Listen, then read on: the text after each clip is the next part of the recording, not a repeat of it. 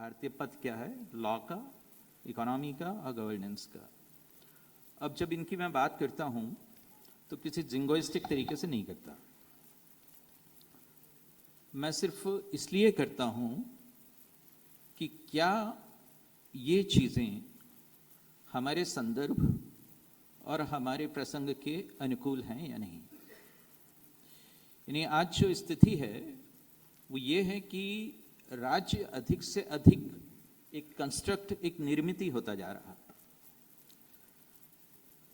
जबकि मांग ये होनी चाहिए, कोशिश ये होनी चाहिए, लक्ष्य ये होना चाहिए कि राज्य सहज हो, ऑर्गेनिक हो।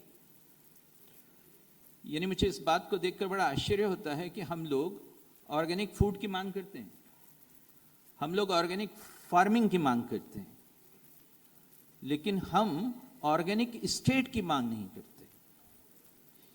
एक ऐसा राज्य जो ज्यादा प्रकृतिस्थ हो, एक ऐसा राज्य जो अपने सामाजिक संप्रेरकों का बिना किसी कुंठा के इस्तेमाल करता हो, ऐसा राज्य जो कि संदर्भ संवेदनशील हो, उसकी बात करना ही भारतीयता की बात करना है। किसी देश प्रेम के कारण, किसी पैट्रियटिज्म के कारण करना नहीं। यानी तीन चीजें हैं जो मैं मानता हूं कि गवर्नेंस के लिए, इकोनॉमी के लिए या लॉ के लिए जरूरी होनी चाहिए। एक ये है जो तीन प्रश्न हमें पूछने चाहिए, क्योंकि यदि इन प्रश्नों को नहीं पूछते हैं तो लोग हमें तमाम किस्म की जो है उपाधियां देने लगते हैं। अंग्रेजों ने तो ये कोशिश की, चूंकि वो अपने होने की स्ट्रक्चरल वैलिडिटी को इस भारतीय संदर्भ में एक प्रश्न चिन्ह की तरह पाते थे, ये देश उनके लिए पराया था, तो उनके लिए जरूरी था कि वो स्टेट और कम्युनिटी के बीच में इस तरह की दूरी के रखें जिसकी चर्चा भी आप कर रहे थे। हमें क्यों जरूरी है? उन्होंने एक डिरोगेटरी एक्सप्रेशन इसको दे दिया और ऐसा करने वालों को फंडामेंटलिस्ट कह दिया। लेकिन हम किसी फंडामेंटलिस्ट आर्गुमेंट के आधार पर यह बात कर ही नहीं रहे। हम तो जो बात कर रहे हैं वो फाउंडेशनल है, फंडामेंटलिस्ट नहीं है। तो इसलिए तीन प्रश्न हैं जो हमें पूछने चाहिए, और वो तीन प्रश्न जो हैं वो किसी भी, कहना चाहिए कि धार्मिक, सांस्कृतिक, किसी भी नेशनलिस्ट या जिंगोइस्ट जो है पर्सपेक्टिव के बाहर है। एक ये है, इज इट कॉन्टेक्स्ट सेंसिटिव, क्या ये संदर्भ संवेदनशील है? दूसरा है, इज इट ऑर्गेनिक? और तीसरा है, इज इट फाउंडेशनल? ये तीन प्रश्न हम पूछेंगे तो शायद हम इस समस्या का जो एक ऐसा उत्तर पा सकेंगे। और आधारभूत होने की बात करना जरूरी है, एक ऐसे राज्य की बात करना जरूरी है जो कि समाज के लिए, संस्कृति के लिए एक अंगीभूत हो, अंतर्भूत हो और आधारभूत हो। क्योंकि ऐसे जो है कॉन्सेप्ट, महलों का जो है हेड होना भी क्या, कि जहां पे सिर्फ शीश पर गिद्ध पहुंच रहे हैं या छिपकलियां पहुंच रही हैं। जरूरी है कि हम लोग जब बात करें, जैसे लॉ की ही बात कर लें, विधि की बात जो कि इसमें सबसे पहले कही गई है,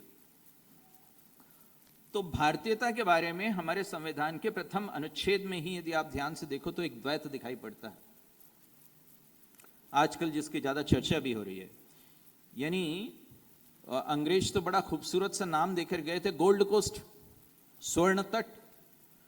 क्या पड़ी थी उन लोगों को जो उन्होंने अपना नाम घाना रख लिया? हमारी तरह ये दोहरी व्यवस्था चलने देते तो भारतीयता की पहली बात लॉ के संदर्भ में तो वहीं से शुरू हो जाती है। लेकिन उसको छोड़िए, उसके भी बहुत पहले जो दमन, जो सर्वाधिकारवाद और जो परिवर्तन जो है अंग्रेजों ने किया, उस पर ध्यान देने की जरूरत है। आखिरकार उन्होंने किया क्या? वो भारतीयता क्या थी जो कि उस औपनिवेशिक शासन के द्वारा विधिवत लॉ के हिसाब से जो है नष्ट की गई। अंग्रेजों का मानस ही कुछ ऐसा था, मैं सिर्फ जो है नियत की बात नहीं कर रहा, मैं दृष्टि के फर्क की भी बात कर रहा हूं, कि वो मानस ही कुछ ऐसा था कि समुदाय जो है और सामुदायिकता उनके भेजे में घुस ही नहीं सकती थी। वे भूमि पर व्यक्तिगत स्वत्व की बात करते थे। वे संसाधनों के ऊपर, जल, जंगल, जमीन, इनके ऊपर सामुदायिक स्वत्व हो, यह उनके दिमाग में घुसता ही नहीं था। एक मुंबई प्रणाली थी जो कि उन्होंने व्यक्तिगत भूधारण की सिस्टम जब भारत में इंट्रोड्यूस की, तो जो है उसके जो निर्माता थे, यानी गोल्ड स्मिथ और विग्नेट, तो उन्होंने जो है ये कहा कि ये संयुक्त भूधारण जो है हमें मानवीय प्रकृति के विपरीत प्रतीत होते हैं, और जबकि ये सामुदायिकता इन संसाधनों पर, ये भारत का कोई यूटोपिया नहीं था, ये कोई जिया हुआ यथार्थ था। आज से 3 शताब्दियों पहले ये था। एरिवारियम होते थे, अणे मान्यम होते थे, उरार होते थे, चतुर्वेदी मंगलम होते थे, बांगो होते थे परिषदें, केबांग परिषदें हुआ करती थी, कुट्टम हुआ करते थे, तारा परिषदें हुआ करती थी। ये सब इसी भारत में थी। ये कोई यूटोपिया नहीं था, ये एक जिया हुआ यथार्थ था जिसको उन्होंने क्रमशः खत्म किया। उन्होंने संयुक्त भूधारण की जगह व्यक्तिगत भूधारण लाया, और यह किया कि व्यक्तिगत भूधारण के साथ साथ उन्होंने एक एडवर्स पोजीशन की भी संकल्पना पहली बार भारत में लाई। प्रतिकूल कब्जा, चूंकि लॉ के लोग होंगे यहां पर, तो प्रतिकूल कब्जे की अवधारणा आई। वो प्रतिकूल कब्जे की अवधारणा क्या थी? वो जो ये भूमि का जो संयुक्त, जो कहना चाहिए सह स्वामित्व, जो सामुदायिक स्वामित्व जो था, उसके ऊपर उन्होंने एक तरह की फ्री राइडिंग को जन्म दिया, जिसको अतिक्रमण के रूप में आज भी देखते हैं। और मुझे कई बार ऐसा लगता है कि स्वयं अंग्रेजी राज्य भारत में एक तरह का एडवर्स पोजीशन था। स्वयं अंग्रेजी राज्य जो है वो एक तरह का प्लंडर था। और आप देखिए अपने कानून की किताबों को जब मैं देखता हूं, भारत में लोगों ने रॉबरी को परिभाषित किया है, लोगों ने थेफ्ट को परिभाषित किया है, लोगों ने फ्रॉड को परिभाषित किया है, लोगों ने एम्बेजलमेंट को परिभाषित किया है, लेकिन प्लंडर की परिभाषा जो है भारत की क्रिमिनल जस्टिस सिस्टम में किसी लॉ में नहीं। बड़ा ढूंढा मैंने तो एक फिलीपींस का जो है, जो उनका क्रिमिनल लॉ है, उसमें मिली मुझे प्लंडर की परिभाषा। और जब मैंने उसको देखा तो देखा कि यदि इस परिभाषा के हिसाब से चलें तो अंग्रेजों का जो शासन था वो प्लंडर था। लेकिन वो हमें शासन इतिहास के एक दौर की तरह पढ़ाया जाता है। वो शासन हमें एक अपराध की तरह नहीं पढ़ाया जाता, एक क्राइम की तरह नहीं पढ़ाया जाता। एक पीरियड है इतिहास का जिससे हम गुजरे। तो आज तक भी जो है हम लोग उसी रूप में देखते हैं कि जैसे उसको कोई वैलिडिटी मिल गई हो।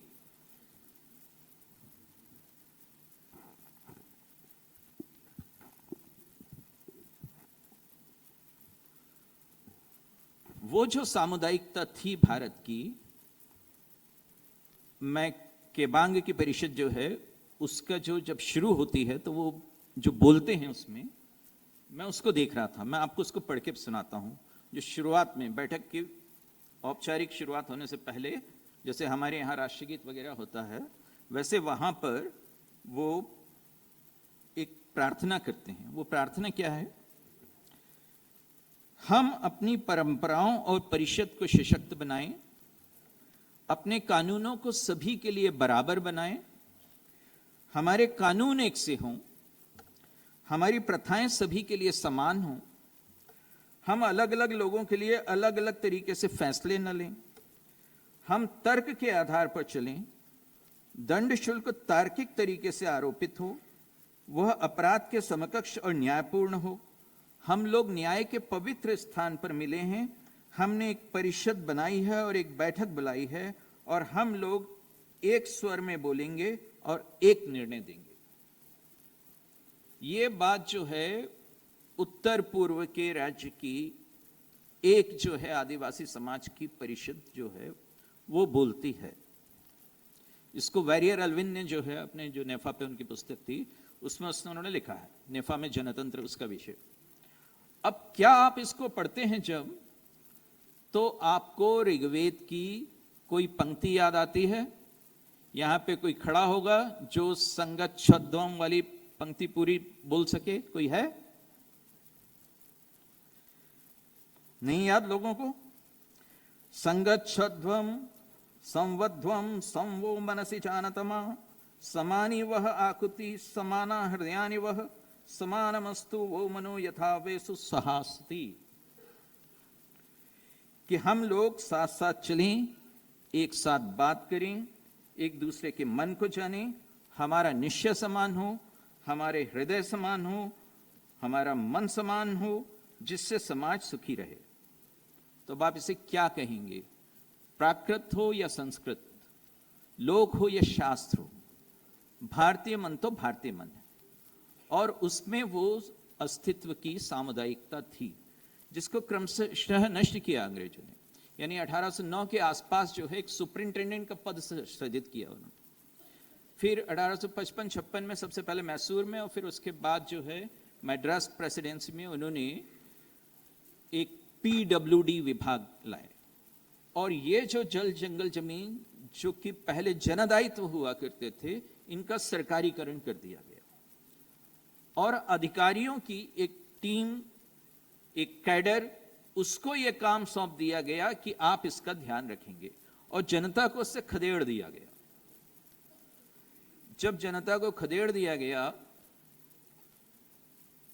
तो वही जनता से काम लिया जाता था अभी भी, लेकिन जो है वो काम अब ऐसा नहीं होता था कि आपने किसी तरह का विकेंद्रीकरण किया है गवर्नेंस का और उसके भीतर लोग जो हैं ग्रामीण लोग अपना सहयोग दे रहे हैं स्वतः प्रेरणा से। वो उस विकेंद्रीकरण के कारण नहीं था। अब तो जो है राज्य की संप्रभुता और नियमन शक्ति की स्थापना और प्रवर्तन के रूप में जो है ग्रामीणों से काम कराया जा रहा था। 1858 के आसपास, 1858 में इनफैक्ट कंपल्सरी लेबर एक्ट जो है अंग्रेज लाए। और यदि हम 1850 से लेकर और 1947 तक का पीरियड ले लें तो अकेले मद्रास क्षेत्र में सिंचाई संबंधी 11 विधियां, 11 कानून आए थे। तो सामुदायिकता को, सामूहिकता को नष्ट करना, उसके एग्जाम्पल्स मैं आपको बताता हूं। जो आज भी जो है हमारा जो अंग्रेजों का उत्तराधिकारी राज्य है स्वतंत्र भारत, वो उसको पूरी श्रद्धा के साथ ले चल रहा। मैं अपने प्रशासनिक अनुभव से बताता हूं। गोचर भूमि है चरणोई भूमि। गोचर भूमि का यदि आप इतिहास देखेंगे तो आप पाएंगे कि किसी जमाने में, किसी समय में अपनी निजी भूमि का दान जो है गोचारण के लिए करना, वो उत्सर्ग कर्म कहलाता था और उसको गोचर्म भूमि दान कहते थे। और वो इतना पवित्र माना जाता था कि हमारे यहाँ संहिताओं में ये कहा गया कि जितने तृण जो हैं उस गोचर्म भूमि पर उगते हैं, उतनी देर तक उसका दान देने वाला जो है उतने वर्षों तक स्वर्ग में निवास करता। ये बात कही गई थी। आप चाणक्य के जो है अर्थशास्त्र का, यदि कौटिल्य के अर्थशास्त्र का एक चैप्टर देखें तो वो पूरा गोचर भूमि पर है, उसके प्रबंधन पे। आप चाहे बृहस्पति की स्मृति पढ़ें, चाहे वृद्धहारित की पढ़ें, चाहे शातापत्तप की पढ़ें, सभी में जो है वो गोचर्म भूमि के बारे में बताया हुआ। लोग अपनी निजी भूमि का सामुदायिक प्रयोजन के लिए दान करते थे। और फिर जैसा मैंने कहा कि इन्होंने जो है व्यक्तिगत भूधारण की जो सिस्टम की, और जो कहना चाहिए कि राइट ऑफ यूजर करके जो अंग्रेजों ने अपना प्रवर्तन किया उसका, तो उसका परिणाम अब ये हुआ है कि घड़ी का काटा एकदम उल्टा हो गया है। अब हम गोचर भूमि का, जो कि एक कलेक्टिव भूमि है, मध्य प्रदेश भू राजस्व संहिता के हिसाब से भी जो एक संयुक्त या सामूहिक जो है भूमि है, अब हम उसको काबिल काश्त घोषित करते हैं इलेक्शन से पहले। अभी जब तक ये सुप्रीम कोर्ट ने नहीं रोका तब तक जो है ये था कि हम हर चुनाव से पहले उस भूमि को काबिल काश्त घोषित करते थे और उसके फिर पट्टे बांटते थे, क्योंकि प्रत्येक पट्टा अपने आप में एक वोट है और गौवंश जो है उसकी कोई आवाज ही नहीं है। तो इस तरह से भारत की सामूहिकता नष्ट हुई। मैं कलेक्टर झाबुआ रहा हूं, मैंने झाबुआ में देखा कि वहां जो हैं आज भी आदिवासी लोग, वहां जो भील लोग हैं, वो आज भी जो है अपने खेतों की सिंचाई करते हैं और as against the law of gravity जमीन से करीब 9 किलोमीटर ऊपर तक भी जो है पानी ले जाते हैं वो अपनी पारंपरिक पद्धति से। हमारा जो प्रशासन है, हमारी जो गवर्नेंस है, उसको लोगों की जो प्रथाएं हैं, उनकी जो परंपराएं हैं, उनकी जो स्थानीयताएं हैं, उसको देखने का कहाँ फुर्सत भाई। तो एक हमारे यहाँ एक सिस्टम चलती थी जिसे कहते थे ग्रुप लिफ्ट इरिगेशन सिस्टम, सामूहिक उद्वहन सिंचाई परियोजना, और वो कराई गई थी। उसमें यूं होता था कि IRDP नाम की एक योजना चलती थी जिसमें लोगों को इंडिविजुअल लोन मिलते थे, तो वो उसका कलेक्टिवाइजेशन कर देते थे और उसके बाद वो सामूहिक उद्वहन सिंचाई परियोजना चलती थी। उसमें बैंक लोन ले देता और ये इकट्ठा करके वो ले आते थे मोटर वगैरह और उसको चलाना। उसका आशय ये था कि इससे लोगों की प्रोडक्टिविटी बढ़ेगी। मैं जब ज्वाइन किया वहां पर, और मैंने भी जो है जब ये सामूहिक उद्वहन सिंचाई परियोजना के बारे में इतना सब सुना, तो मैंने शुरू में पहले माह में मैंने भी करना चाहा। तो करने से पहले मैंने ये चाहा कि मैं एक बार देख तो लूं कि ये जो इस मॉडर्न स्टेट के द्वारा जो बनाई गई चीज है ये कैसी चल रही है इस ट्राइबल एरिया में। तो पता चला कि उद्घाटन हुआ था, मंत्री जी आए थे और उसके बाद से जो है वो डिसफंक्शनल पड़ी हुई थी और कर्जे का बोझ जो है वो उन आदिवासियों पर चढ़ गया। उत्पादकता में कोई वृद्धि नहीं हुई, कर्जे का बोझ अलग चढ़ गया, क्योंकि हमारे पास ये फुर्सत नहीं थी कि हम जाकर स्वयं अपने भीलों की जो है, जो जातीय प्रतिभा है, जो उनकी नैसर्गिक प्रतिभा है, उसका उपयोग करें। मैं गया एक गांव में जहां पर कि मैंने ये सिस्टम देखी, तो वहां जो आदिवासी थे उनको इकट्ठा किया मैंने और मैंने कहा कि ये आप कैसे करते हो सिंचाई, जो against the law of gravity आप 9 किलोमीटर ऊपर ले जा रहे हो पानी। तो वो कहते हैं कि साहब ये इसे हम पाट पद्धति से सिंचाई कहते हैं। इस पाट पद्धति से सिंचाई में टूट फूट भी होती है, एक नहर सी रहती है छोटी सी पतली सी, उसमें पानी यूं टकराता है, फिर आगे बढ़ता है, यूं टकराता है, आगे बढ़ता है, ऊपर तक पहुंच जाता है और उसमें उनका कोई पैसा खर्च नहीं होता।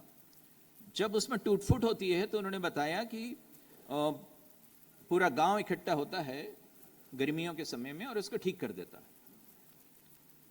मैंने कहा ये सब क्यों करते हो, हम तुम्हें उनके टेस्ट लेने के लिए मैं पूछा कि मैंने कहा मैं तुम्हें जो है बैंक से ये IRDP के भीतर लोन दिला देता हूं। तो एक युवक खड़ा हुआ और उसने मुझसे पूछा कि वो तो ठीक है सर, लेकिन ये बताइए कि बैंक के चक्कर कौन लगाएगा, ब्लॉक के चक्कर कौन लगाएगा, बिजली बोर्ड के चक्कर कौन लगाएगा। तो वो जो उसके 3 ब थे वो मुझे याद है, उनमें एक ही चीज कॉमन थी, चक्कर लगाना। तो हम जो हैं उस तरह की सामुदायिकता, उस तरह की स्थानीयता, उस तरह की भारतीयता को प्रमोट नहीं करते जो लोगों को विकास के लिए स्वायत्त बनाती हो। उस तरह की गवर्नेंस नहीं देते जो लोगों को आत्मनिर्भर बनाती है और उनकी जातीय प्रतिभा का उपयोग करती है। उसके बजाय हम ये करते हैं कि लीजिए आप आइए और हमारे कर्ज के जाल में फंस जाइए। एक ऐसी एलियन सिस्टम हम लोग उनको देते हैं। यानी मैं देखता हूं कि जो ऑर्गेनिक एग्रीकल्चर कही जाती है उसकी शुरुआत मध्य प्रदेश से हुई। मध्य प्रदेश में एक मेरी पहली पोस्टिंग जहाँ पे हुई थी एसडीओ के रूप में, महू में, वहाँ पे 1930 के समय जो है एक प्रोफेसर अल्बर्ट हार्वर्ड आए थे। और प्रोफेसर अल्बर्ट हार्वर्ड इसलिए आए थे कि होलकर गवर्नमेंट ने उनको भारत, उनके क्षेत्र की जो कृषि थी उसको उन्नत बनाने के लिए बुलाया था। वो आए और वो वहाँ पे रहे, और जब उन्होंने भारतीय लोगों को कृषि करते हुए देखा तो फिर उन्होंने एक पूरी पुस्तक लिखी, एन एग्रीकल्चरल टेस्टामेंट, और उसके माध्यम से उन्होंने वो बताया कि साहब ये जो पद्धति है ये ज़्यादा सस्टेनेबल है, ये ज़्यादा संवहनीय है। यानी धर्म की आप अभी परिभाषा जो दे रहे थे, धर्म जो है उसकी पहला गुण जो मनु ने बताया है वह है धृति।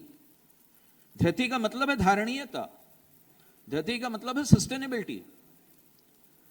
तो साहब वो आके कहते हैं कि ये भारत के किसान जो है मेरे प्रोफेसर हैं, प्रोफेसर लॉरी बैकर आते हैं, और वो जो हैं वो भी इंजीनियरिंग सिखाने के लिए और जो है आर्किटेक्चर सिखाने के लिए आए थे। और फिर वो यहाँ की जो समाज में रचते बसते हैं, तो फिर वो जो हैं वो कहते हैं, फिर बाद में तो वो आधुनिक आर्किटेक्चर के गांधी कहलाए। वो कहते हैं फिर बाद में कि ये पद्धति जो है यहाँ पर भारत में जो मकान बनाने की मड से वो ज़्यादा सस्टेनेबल है। तो हम जो हैं पराई दवाएं मांग रहे हैं, पराई औषधियां ले रहे हैं, और हम अपने ही समाज की जातीय प्रतिभा का इस्तेमाल गवर्नेंस में नहीं कर रहे, तो दिक्कत है। हम संविधान की ही मैं बात कर लूं, हमारे संविधान में मैं कई बार जो देखता हूं, जैसे एक आर्टिकल 49 है, वो पुरातत्व की बात करता है।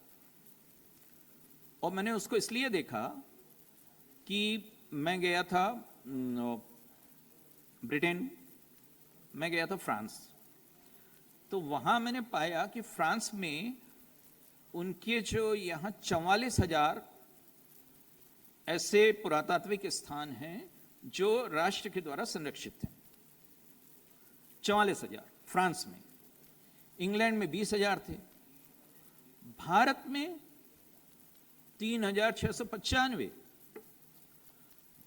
तो मैंने कहा कारण क्या है भारत में? भारत तो इतना पुराना देश है, पुरातन सनातन जो भी कह लीजिए दावे हैं लोगों के, और यहां आप सिर्फ 3,695 आपके यहां पुरातात्विक स्थल हैं।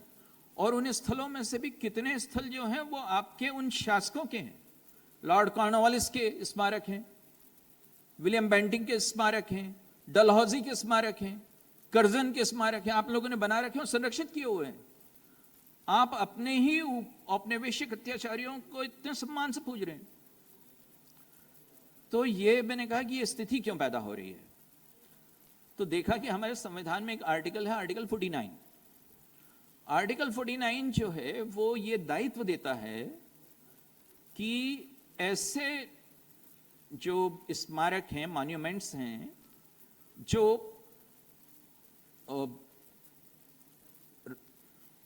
पार्लियामेंट के द्वारा, संसद के द्वारा नेशनल इंपॉर्टेंस के घोषित किए जाएं, तो ऐसे स्मारकों को डिसफिगरेशन से बचाना, स्पॉयलेशन से बचाना, इनको डिस्ट्रक्शन से बचाना, ये जो है राज्य की जिम्मेदारी होगी। अब मैंने इसी की तुलना जब जो दुनिया के दूसरे संविधानों से की तो मेरी आंखें फटी रह गई। कहीं भी ये ऑफ नेशनल इंपॉर्टेंस नाम की कोई चीज नहीं है। क्या कोई स्मारक जो है वो ऑफ नेशनल इंपॉर्टेंस होगा, फिर ऑफ स्टेट इंपॉर्टेंस होगा, ऑफ म्यूनिसिपल इंपॉर्टेंस होगा, ऑफ पंचायत इंपॉर्टेंस होगा, ऑफ विलेज इंपॉर्टेंस होगा? A monument is a monument is a monument. फिर दूसरे ये भी कि क्या कोई स्मारक जो है संसद के घोषणा पर निर्भर होगा, as declared by the parliament of national importance? Article 49 आपको बोल रहा है। क्यों संसद की घोषणा की क्यों जरूरत है? दुनिया भर के संविधान कहते हैं कि ऑल मॉन्यूमेंट्स, आप कहते हैं एज डिक्लेयर्ड बाय पार्लियामेंट। आपने कॉन्टिजेंट बना दिया उनके। जब उनकी कभी इच्छा होगी प्रभु तो देखेंगे वो भारत के स्मारकों की तरफ ध्यान देंगे। तो वो स्थिति है हमारे यहां।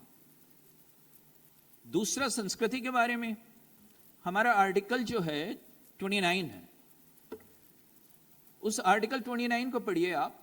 It says any section of citizens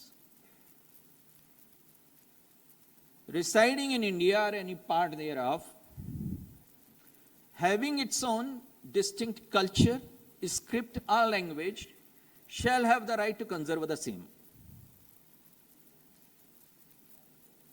इसकी तुलना जब मैं दुनिया भर के दूसरे संविधानों से करता हूं तो बड़ा आश्चर्य होता है मुझे।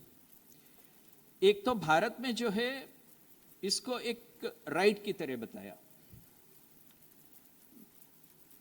और एक ग्रुप के राइट की तरह बताया, एज इफ की जो है कल्चरल एंटाइटलमेंट जो है किसी सेक्शन का या किसी ग्रुप का है, किसी इंडिविजुअल का उसमें कोई स्टेक ही नहीं है। यानी संस्कृति जो है मेरे व्यक्तित्व के निर्माण में, आप सबके व्यक्तित्व के निर्माण में एक भूमिका अदा करती है, लेकिन आप कह रहे हैं कि नहीं, कोई सेक्शन होगा, कोई ग्रुप होगा, कोई कम्युनिटी होगी तो वो इस राइट को असर्ट कर सकेगी। Shall have the right to conserve the same, कोई इंडिविजुअल नहीं। दूसरा ये है कि हमारे यहां आर्टिकल 29 का जो हेडिंग है वो बड़ा रिवीलिंग है। वो कहता है protection of interest of minorities, ये उसका हेडिंग है, as if cultural rights are minority rights. वो जेनेरिक नहीं हो सकता। ये इतना बड़ा समाज, ये नहीं, इसका जो है protection of interest of minorities के रूप में हेडिंग के साथ वर्णन किया जा रहा है। और तीसरी चीज ये है कि ये भी एक तरह का हाथ छुड़ाने का भाव है कि भैया तुम्हारे पास संस्कृति है, भाषा है, लिपि है, हां तुम इसका संरक्षण कर लो, डोंट ट्रबल अस। स्टेट की रिस्पॉन्सिबिलिटी वाला जो एक करस्पॉन्डिंग सेक्शन होता है जो दुनिया भर के सारे संविधानों में है, वो भारत में गायब। स्टेट की रिस्पॉन्सिबिलिटी सिर्फ कंजर्व करने की नहीं, दूसरे देशों में सस्टेन, प्रमोट, डेवलप, इस तरह के शब्दों के साथ जुड़ी हुई है। यानी वहां पर स्टेट का कल्चर के मामले में एक प्रमोटिव रोल है, एक प्रोएक्टिव रोल है, एक प्रोग्रेसिव रोल है। हमारे यहां यह है कि कंजर्व कर लो आप, वो भी आप कर लो, हमें परेशान मत करो स्टेट को। यदि संस्कृति के बारे में हम लोग दूसरे देशों में देखें ना, जैसे कीनिया का संविधान है, तो कीनिया का संविधान कहता है कि culture is foundation of nature. वो उसको कोई माइनॉरिटी राइट की तरह नहीं ट्रीट करता, वो कहता है culture is foundation of nation. Germany में वहां पे व्यवस्था है, बवेरिया से लेकर और जो है जो और दूसरे वहां पे राज्य हैं, कि देश का तो संविधान होगा ही, राज्य का भी संविधान होगा। तो बवेरिया का संविधान वहां पर यह बोलता है कि ours is a cultural state, हमारा जो है राज्य एक सांस्कृतिक राज्य। ये गौरव है। ब्राजील के संविधान में 5 पेज हैं संस्कृति पर, हमारे यहां बस एक उल्लेख है छोटा सा, और हम अपनी संस्कृति पे बड़ा गर्व भी करते हैं। तो वो वहां पे परेशानियां हैं पैदा।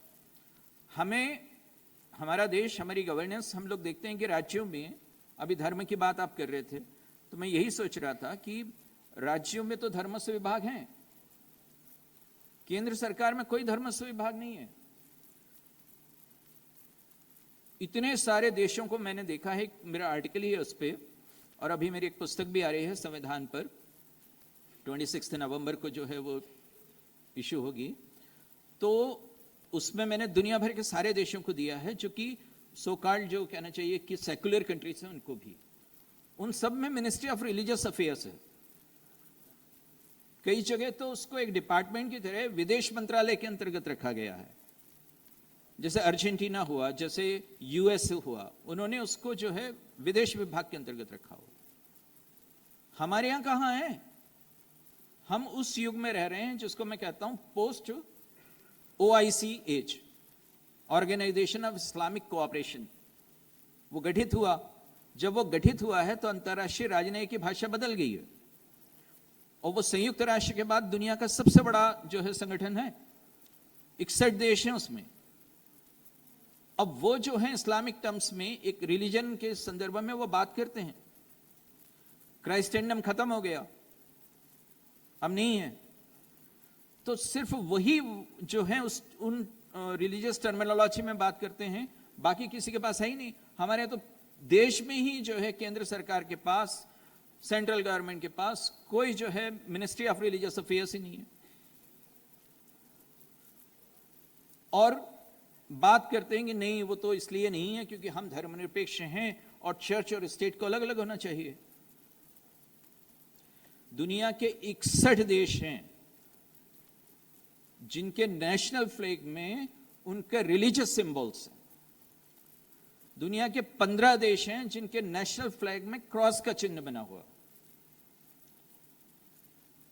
और वो स्टेट और चर्च के अलग अलग होने की बात करते हैं। भाई स्टेट और चर्च अलग अलग होते तो ये ग्रेगोरियन कैलेंडर हमारे यहां चल रहा होता। हम अपने देश की शासन व्यवस्था को इस ग्रेगोरियन कैलेंडर से चला रहे होते। इस ग्रेगोरियन कैलेंडर का प्रवर्तन 1582 में पोप ग्रेगरी 13 ने किया था। वो एक रिलीजियस हेड था, और जो है उसको करने की आवश्यकता इसलिए पड़ी थी कि उसको ईस्टर के जो तिथियां हैं उसका एडजस्टमेंट करना था। ईस्टर जो उनका पर्व होता है उसका एडजस्टमेंट करना था, उसको लेकर बहस चल रही थी। इसलिए जो है उसने वो उसका प्रवर्तन किया, और उसने कहा कि ये मेरा पारंपरिक प्राधिकार है, ये मेरी ट्रेडिशनल अथॉरिटी है टू इश्यू कैलेंडर्स। तो वो जो है सेकुलर है, तब चर्च और स्टेट का कोई द्वंद्व नहीं है। यानी उसको एक समय इंग्लैंड ने भी 170 साल तक उसको ग्रेगोरियन कैलेंडर को अपनाया नहीं था। 170 इयर्स उन्होंने रोका हुआ था। लेकिन भारत में तो हमने आजाद होते ही इसको साथ ही साथ आया, हमारे साथ ये कैलेंडर। तब हमने चर्च और स्टेट के अलग अलग होने की फिक्र नहीं की। और हमारा जो कैलेंडर था विक्रम संवत, वो एक राजा ने घोषित किया था, विक्रमादित्य ने। वो इसलिए घोषित किया था कि उसने 95 शक राजाओं को पराजित किया था, जो एक एडमिनिस्ट्रेटिव अचीवमेंट थी, जो एक गवर्नमेंटल अचीवमेंट थी। और जो है करने से पहले जो उस समय यह था प्रथा कि यदि कोई राजा, यदि कोई अपना संवत अपना जारी करना चाहता है तो उसको अपने राज्य की सारी प्रजा का न केवल राजकीय कर्ज बल्कि उसका दूसरे साहूकारों से लिया हुआ कर्ज भी माफ करना पड़ता था। तो वो कर्ज माफी की घोषणा भी एक एडमिनिस्ट्रेटिव एक्सरसाइज थी।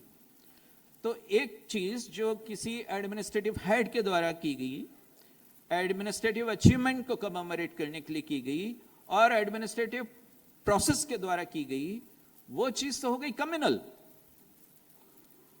और ये जो है, ये जो चर्च के द्वारा, एक रिलीजियस हेड के द्वारा रिलीजियस पर्पस से जारी किया हुआ कैलेंडर, वो हो गया सेकुलर। और फिर हमें बताया जा रहा है कि नहीं, वो तो धर्मनिरपेक्षता है और उसमें जो है हमारा तो इस तरह की चीजों को हमें रखना। तो ये कुछ बेसिक क्वेश्चंस हैं जिन पर कि हम लोगों को ध्यान देना होगा। यदि हम आर्थिकी की भी बात करें ना, तो यही कैलेंडर है जो हमारी आर्थिकी को रिजेनरेट करने की पावर रखता है। यदि हम इस विक्रम संवत के द्वारा ऑफर की गई जो अपॉर्चुनिटीज हैं उनको हार्नेस करने की जो है कला सीख जाएं अपने एडमिनिस्ट्रेशन में। मैं रूरल डेवलपमेंट में था, तो वहाँ एडिशनल चीफ सेक्रेटरी के रूप में मैं इनकी बैठक ले रहा था, जो स्व सहायता समूह होते हैं, सेल्फ हेल्प ग्रुप्स।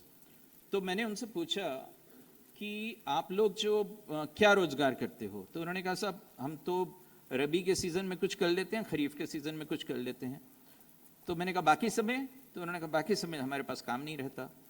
तो मैंने पूछा कि ऐसा कौन सा काम है जो स्थायी है, ऐसा कौन सा काम है जो बना रह सकता है, जो परड्यूरेबल जो कहते हैं ना हम लोग, सैम्पिटर्नल काम, एंड्योरिंग काम, वो कौन सा काम है जो कि आप लोग करते हैं? तो एक ने ऐसे ही मजाक मजाक में कहा, साल भर तो साहब हम त्योहार मनाते हैं। उन्होंने कहा, और ये बात सही भी है, 365 दिन में से 366 दिन तो हमारे यहां होते ही रहते हैं, तो कोई ना कोई त्योहार। तो उस बात को मैंने पकड़ा और मैंने देखा कि मेरे पकड़ने से भी बहुत पहले कोई है चाइना में बैठा हुआ जो हमारी फेस्टिविटीज की इकोनॉमिक अपॉर्चुनिटीज को हार्नेस करने की विजडम रखता है। तो गणेश चतुर्थी आती है तो वो छोटी छोटी आंखों वाले गणेश जी जो हैं दिखाई देने लगते हैं, वो चीन से बन के आ रहे हैं। Someone out there is reading into the economic opportunities offered by our calendar. But we are hesitant because we have to emphasize कि no, we are secular. तो मैंने शुरू किया इन लोगों से बनवाना, और गणेश चतुर्थी पे गणेश मैंने कहा बनाना ये कोई रॉकेट साइंस है क्या? गोबर के गणेश जो है फिर हमारे स्व सहायता समूह की महिलाओं ने बनाना शुरू किए। फिर जो है पता चला कि दिवाली पर 35 चीज़ों का एक गिफ्ट हैम्पर उन्होंने तैयार करना शुरू किया। और इस तरह की से पूरी की पूरी जो है अलग अलग अवसरों पर, चाहे वो मकर संक्रांति का अवसर हो या वसंत पंचमी का अवसर हो, हम लोगों ने ये तय किया कि हमारे त्योहारों की मटीरियलिटीज़ क्या हैं, कौन कौन सा मैटर, कौन कौन सी मटीरियल लगता है उसमें, और उनको क्या हम लोग तैयार कर सकते हैं लोकल तरीके से। यदि स्व सहायता है और यदि आत्मनिर्भरता है तो वो यही तो है कि हम लोग अपनी चीज़ें खुद तैयार करें। क्यों इंतजार करें कि जो, बल्कि उल्टा होना चाहिए कि हमें जो है चाइना के जो फेस्टिविटीज हैं उनका अध्ययन करना चाहिए कि भाई आपका त्योहार क्यों है। उनका न्यू ईयर का जो आरंभ होता है वो 25 जनवरी से होता है, तो उस समय वो क्रैकर्स वगैरह अपने चलाते हैं, उनकी आतिशबाजियां हमारे यहां से तैयार होकर जाती हैं। हमने तो अपने शिवा काशी वालों का डब्बा गोल कर दिया, जबकि होना यह था कि हम वहां भेजते। वहां पे 8 फरवरी को उनका लैंटर्न डे बनता है जिसमें कि वो लालटेनें लगाते हैं अपने। हमारे यहां से बन के जानी चाहिए थी लालटेनें, यदि हमें कोई प्रतिशोध लेना है कि उन्होंने हमारे बाजार को पाट दिया और हमारे लोगों को बेरोजगार कर दिया। तो ये चीज है जो कि हमारे, यदि आर्थिकी की बात करें तो इसी कैलेंडर के द्वारा जो है इतनी इकोनॉमिक अपॉर्चुनिटीज हमारे भारत के आम नागरिक के लिए मिलती हैं, जो उनको गैर कृषि सीजन्स में भी एम्प्लॉय रख सकती हैं अच्छी तरह से। आज भोपाल के जो सहायता समूह हैं उनको मिला लिया जाए, अकेले भोपाल से 35 करोड़ की सामग्री बन के जाती है, और इसी तरह की। तो ऐसी बहुत सारी चीजें हैं जो हमारी प्रकृति में, हमारे जीवन जीने के तरीके में हैं, जो अपने आप में इकोनॉमिकली सस्टेनेबल है। मैं देखता हूं कि स्किल मिशन चलता है भारत में। स्किल मिशन चलाने वालों को कभी याद नहीं आती कि कोई 64 कलाएं थीं जो भगवान कृष्ण ने संदीपनी के आश्रम में सीखी थी और जो आज भी रेलेवेंट है।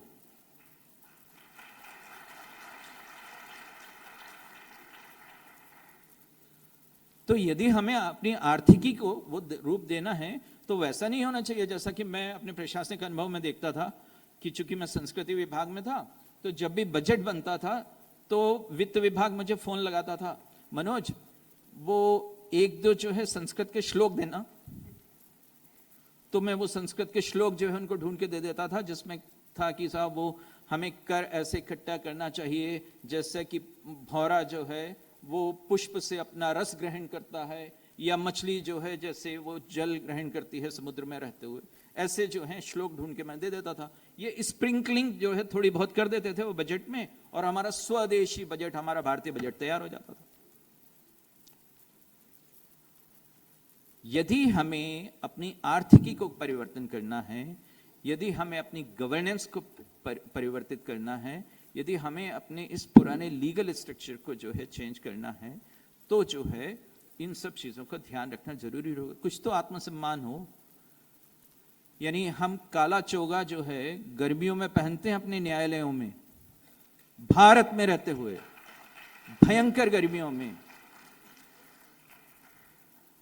जिस काम को घाना ने स्वतंत्र होते ही सबसे पहला काम जो किया, उस चोगे से मुक्ति पाई, उन्होंने आदेश जारी किए। हमारे यहां वो अभी 2006 में जाकर जो हमारी नेशनल बार एसोसिएशन है उसके द्वारा पारित किए गए एक संकल्प के आधार पर जो है वो हुआ। बाद में जो है सुप्रीम कोर्ट ने भी उसकी कहा कि हाँ लोग स्वतंत्र हैं, लेकिन कहां वो 1960s में कर रहा घाना, और कहां हम अब कर रहे हैं। ये मी लॉर्ड माई लॉर्ड वाली व्यवस्था घाना ने जो है आते ही खत्म की। हम अभी जो है 2012 के आसपास ये ऑप्शनल कर दिया गया और दूसरे वो ऑनरिफिक दे दिए गए कि आप उसमें कर सकते हो। तो थोड़ा तो हम लोग सोचें, आत्मगौरव नाम की कोई चीज है? आज वो काम हम लोग अभी तक भी नहीं कर पाए हैं जिस काम को इंग्लैंड ने 1362 ईस्वी में किया, फ्रांस ने 1539 ईस्वी में किया, और जिसको यूरोप के आखिरी देश हंगरी ने 1784 में किया। और वो काम था अपनी भाषा में न्याय देना। हमारे हाई कोर्ट, हमारे सुप्रीम कोर्ट में आज तक भी अपनी भाषा में न्याय उपलब्ध नहीं है। हमारे संविधान में जो आर्टिकल 14 है, जो समानता का अधिकार देता है, कभी आप उसकी तुलना जो है दुनिया के दूसरे देशों के संविधानों से कीजिए, तब आप पाएंगे कि उसमें दुनिया के दूसरे देशों के संविधान की तरह हमारे संविधान में भी लिंग के आधार पर, जाति के आधार पर, निवास के आधार पर, धर्म के आधार पर भेदभाव से मुक्ति दी गई है। लेकिन एक शब्द है जो उसमें सरासर गायब है, और वो शब्द है भाषा।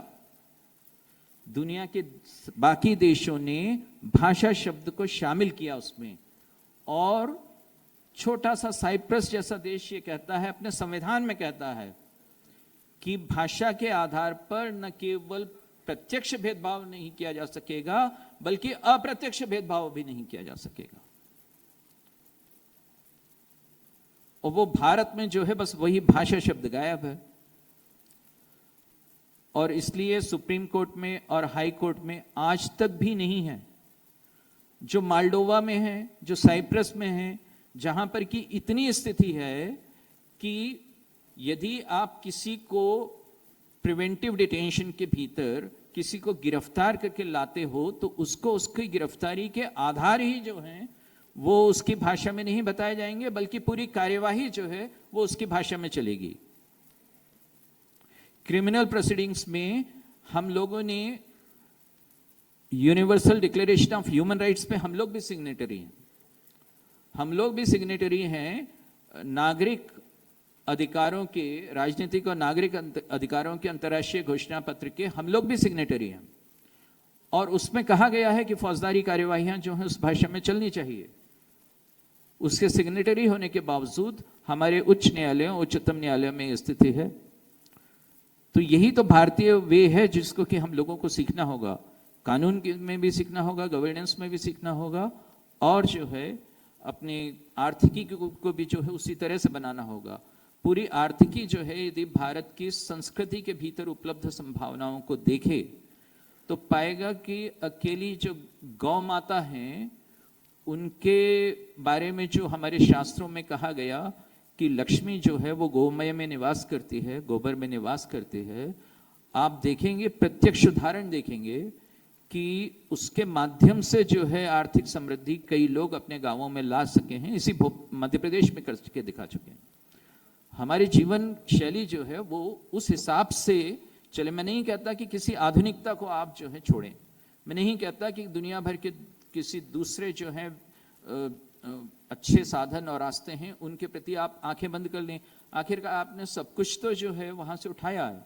आपने स्वतंत्रता का जो है अमेरिका से आदर्श उठाया, जो यूपीएससी में हमसे पूछा जाता था।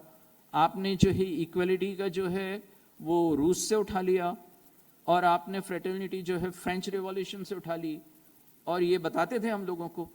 ऐसी स्थिति में जबकि आप सारे आदर्श वहां से उठा रहे थे, कभी गौर कर लेते कि मनु ने अपनी स्मृति में जो धर्म के 10 लक्षण बताए हैं वो हमारे जीवन मूल्य क्यों नहीं हुए। प्रणाम, धन्यवाद। मेरा नाम सहदेव है। मेरा प्रश्न श्री मनोज श्रीवास्तव जी से है। सर, मेरे प्रश्न हैं।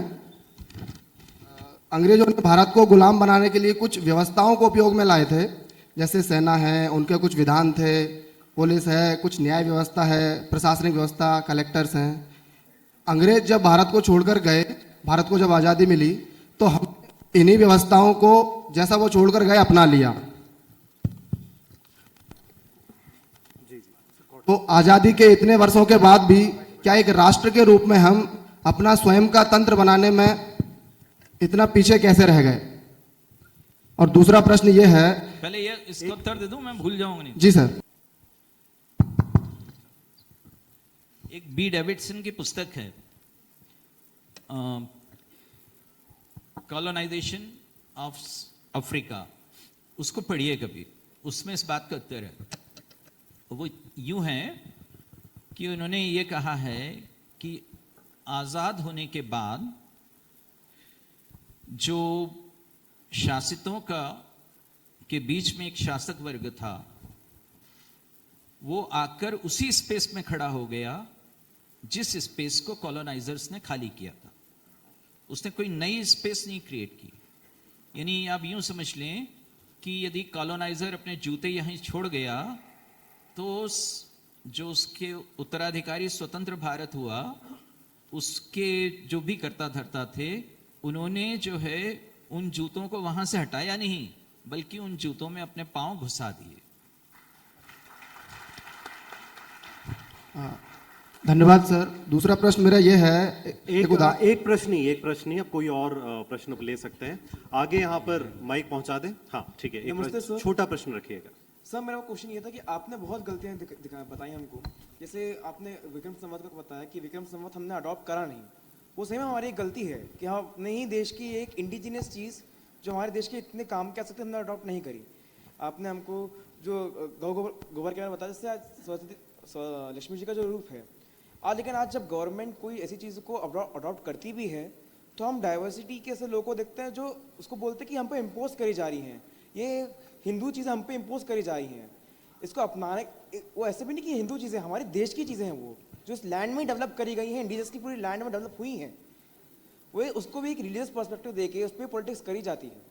ऐसे क्या स्टेप्स हमको लेने चाहिए एज ए पब्लिक के तौर पे भी, एज ए लीडर्स के तौर पे भी, कि जो इन चीज़ों को इंडिजियसली अडॉप्ट करा जाए और इनको पॉलिटिसाइज ना किया जाए?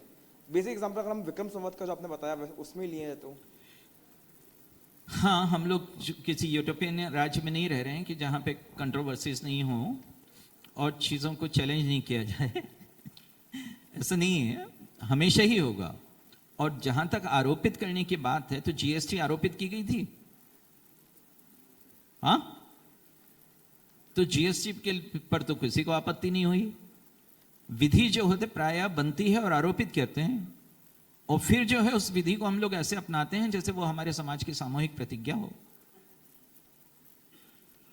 तो आपको इन विवादों में थोड़ी पड़ना है। यदि जो है राजनीतिक संकल्प है और यदि जो है हमारी डेमोक्रेसी पॉलिटिकल एग्जीक्यूटिव के भीतर काम कर रही है तो ये उनको तय करना चाहिए।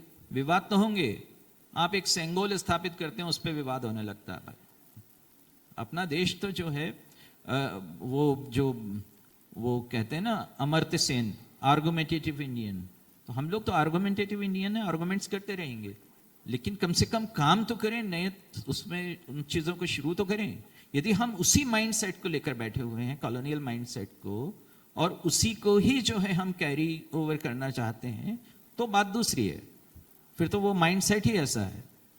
फिर तो जनता को जो है आगे आकर अपने को एसेट करके इन लोगों को जो है इस बात के लिए मजबूर करना पड़ेगा। वो कर भी रही है जनता, प्रमाण भी दे रही है बार बार उसके।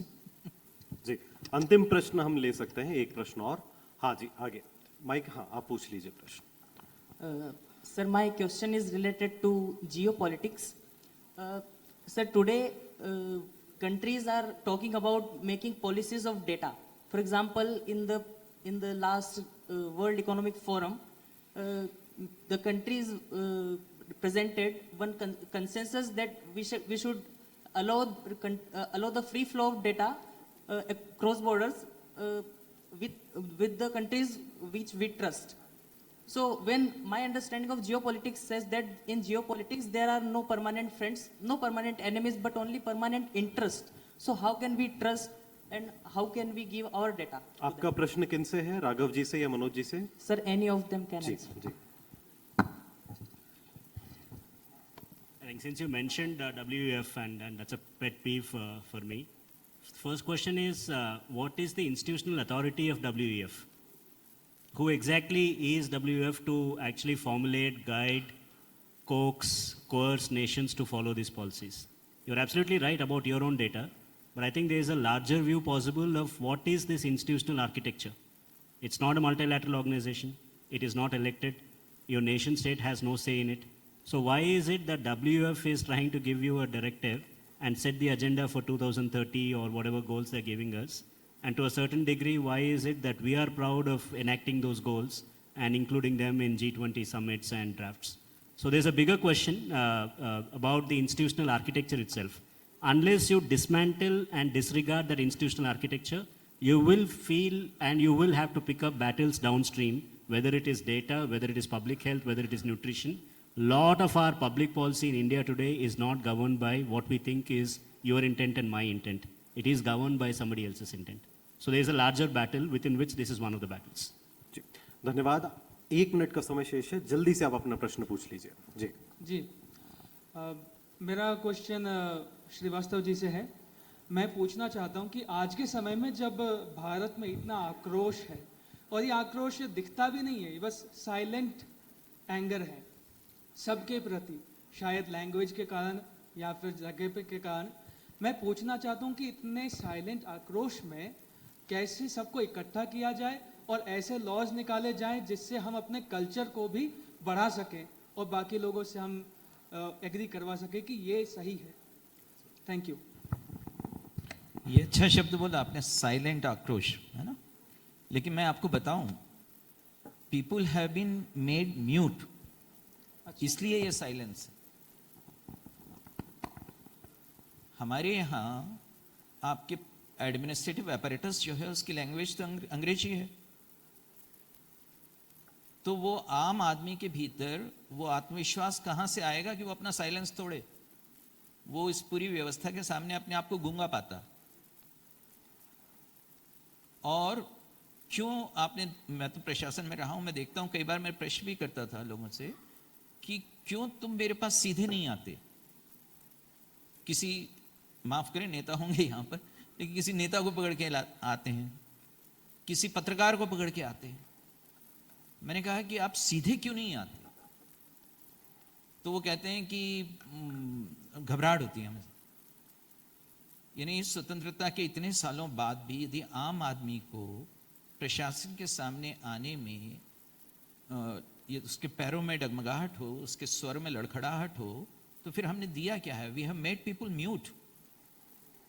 इसलिए वो साइलेंस है और इसलिए वो एंगर भी है. तो उनको इस तरह की फ्रीडम तो दें. ये तीसरे आदमी की जरूरत ही क्यों पड़ती है? वो एक धूमिल की कविता है, वो ऐसी ही है कि एक आदमी है जो रोटी बेलता है, एक आदमी है जो रोटी बेलता है, एक दूसरा आदमी है जो रोटी खाता है. एक आदमी है जो रोटी बेलता है, एक दूसरा आदमी है जो रोटी खाता है. इन दोनों के बीच में कहीं एक तीसरा आदमी है जो न रोटी बेलता है न रोटी खाता है, वो सिर्फ रोटी से खेलता है. मैं पूछता हूं ये तीसरा आदमी कौन है? मैं पूछता हूं ये तीसरा आदमी कौन है? मेरे देश के संसद मौन है. ये कहा था तुम बोले. वो साइलेंट एंगर है और जरूरत जो है उसको इस तरह के प्लेटफॉर्म देने की है कि जहां वो अपनी बात पूरे कॉन्फिडेंस से रख सके. न उसके भीतर जो है वो आत्मविश्वास का उतना अभाव हो कि वो प्रशासकों से प्रश्न पूछने में कतराए, और न प्रशासकों के पास इतना अहंकार हो कि वो उनसे जो है कन्नी काटें या उनको जो है अपने समक्ष खड़े होने लायक ना समझे. दोनों जगह जरूरत है. इसलिए तंत्र में भी सुधार की जरूरत है और इसलिए जनता को भी वाणी देने की जरूरत है. बहुत बहुत धन्यवाद आदरणीय मनोज श्रीवास्तव जी, आदरणीय राघव कृष्णा जी.